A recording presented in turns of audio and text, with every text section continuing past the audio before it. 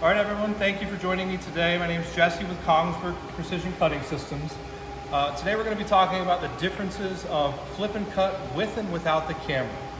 So the first method we're going to talk about is without the camera. So we're just going to use the laser registration and the guide bars on the side of the Kongsberg. Now the key with this is you do have to know what your position is, where you want to place the cut to the edge of the material. So we did 3 tries so far on attempting to get this to line up. I did notice that I did have to adjust my main reference to put it back at true 0 of the machine.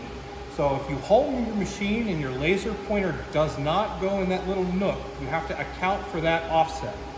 So if you've got a 1/4 inch or 1/4 inch, you have to subtract that from the value that you're measuring over here so that you can accurately place that cut line. So the first one here, as you can see, we were a little bit off. We were about that 1/4 inch off. So I reset my main 0 and then I got back to right to the edge of the print, exactly where I wanted to put it. So then I tried to factor in my bleed, and now I've got bleed all the way around, and I've settled on my position where I want to run it. So I'm going to show you how we run a job with no registration camera or any of that. We're just going to use the laser offset. I'm going to pull these out because these are my old original cuts. And then again, everything that I'm working off of is from this side here. And it's this side here because this is my 0-0 side when I run it upside down. So when I place my board, I want to align it to the alignment guides. And then again, on the underside, we're doing an offset from 0 in 2 directions. So we're going to the left and from the bottom. So if you want to look here at the screen,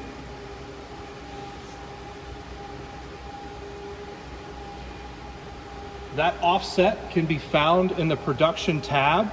My material position is at 0-0 because I'm aligned to the guide bars on the table, and then my job offset. So from the offset from the edge of the material, we are 1.9 inches to the back of the machine and 1.625 to the left. So again, from the edge of the material, I've measured where exactly I want to place my cut lines.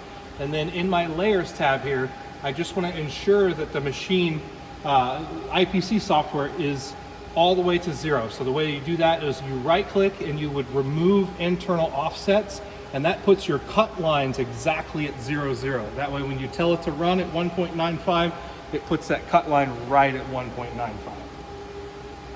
So I've moved my previously cut parts to a separate layer. I've just got that hidden right now. And then we're just going to cut that dark layer on top, that black layer named cut.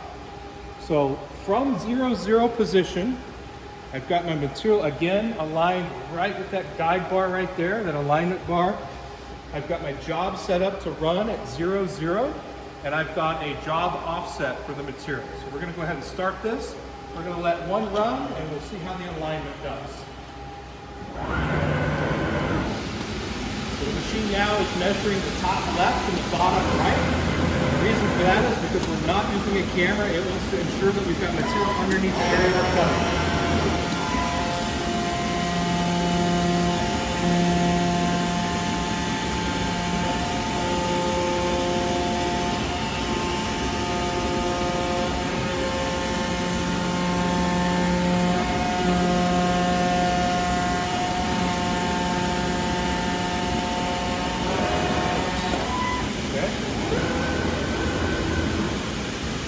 So I pause the job there on these 2 in the top left corner.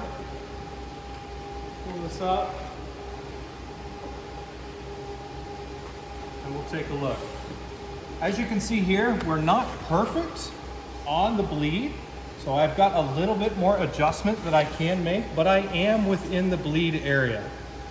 As you can see here, my bleed is mostly centered left to right a little bit. I might have been a little crooked on my guide placement, but I do need to adjust some vertically. But if you put enough bleed on it, you'll never notice. Now, let's show you how different cutting with a camera is. I'm going to run the same exact job, but I'm going to use a method called flip and cut. We're going to utilize the camera in IPC. So again, I'm 1, 2, 3, 4 tries, and I still need to play with adjustment on alignment a little bit. Doing this method is a little bit more challenging, especially if you've got the capability to do flip and cut. It's best to utilize that. So we'll go ahead and grab a fresh, clean sheet, place that on our bed. I'm going to stop the previous job. So I just stopped that previous job there, and then I'm going to move over to a different job that is enabled with flip and cut. Flip and cut is this feature right here. So there's a little check box. I'll go ahead and turn it off, and that's off. And if I turn it on, that enables flip and cut. So in the production tab here, I tell the machine which way I want to flip the material, whether it's left or right or front to back. I don't need to worry about any of the positions or anything like that. The machine automatically can calculate all that for me. The only thing I do need to tell the machine is the material size. So I go down here, I say custom size. This material is 48 by 48. And we can see that it's accepted the material size by showing me a white sheet on my greenish background. And now the job is ready to run. So the way that we run a flip and cut job is we need to ensure that we're placed on the bed as you see it on the screen. So we're in this orientation. We don't need to worry about our guide, alignment guides. We can just place this anywhere on the bed. I'm now going to hit start.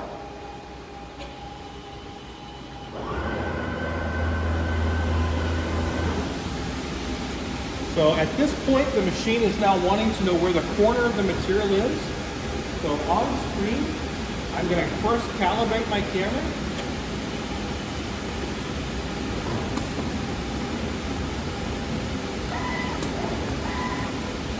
So at the correct height, your machine may ask you to calibrate your cutting underlay. It'll give you this red warning bar right there. Once you focus over the background, you just right click on the screen, learn background image. You'll see your calibration succeeded. Now we're going to show the machine where the corner of the material is.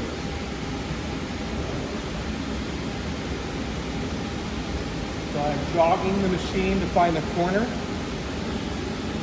We look at our screen, the machine has found a triangle that indicates a good corner. I'm going to confirm, yes, that's my corner. So at the machine again, I hit play, confirm.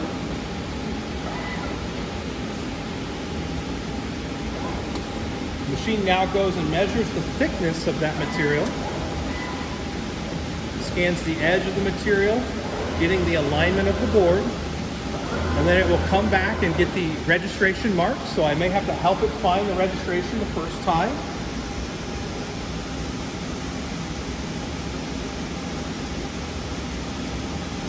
So if we look on screen, the machine has found that first registration mark with a green circle. That indicates the machine likes what it sees, and yes, it's going to accept that. I'm going to confirm again, and then the machine goes and finds all the registration marks in that job.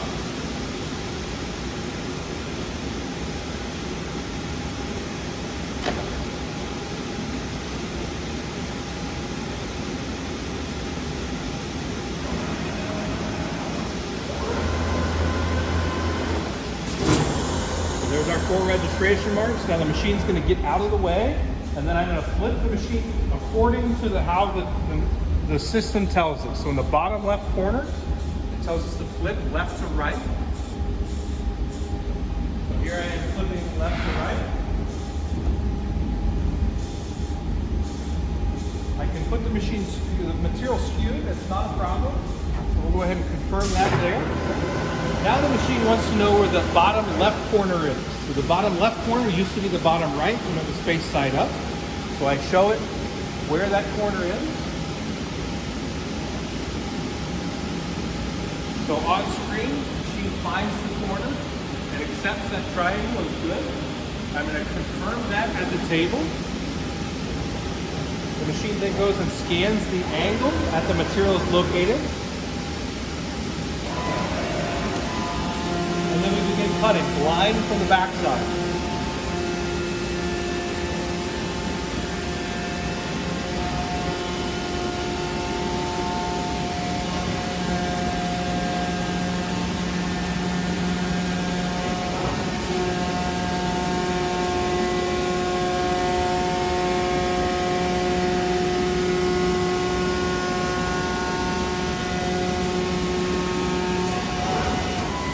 Okay, I'm just going to cancel and let those two run. We deactivate the vacuum and we'll take a look and see how the alignment is on this one.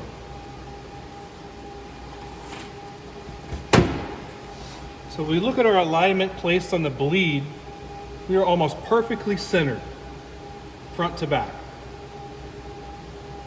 So with camera registration, flip and cut, we get much greater accuracy on the material to print. Now the key is, if you're gonna run with flip and cut with no registration camera, you are dependent on the placement of your print to your material. If you're running flip and cut with IPC, every single copy, you can tell it to register independently as an individual job. So without having to think and do any of the calculations, the machine can figure out, hey, did the print skew it or align it a little bit differently than the last copy? And it can handle all of those adjustments automatically. So that's really the biggest advantage of having a camera flip and cut system, is IPC can treat every single flip and cut as an individual unit, and it will allow precise alignment for that each and every time. Thank you much.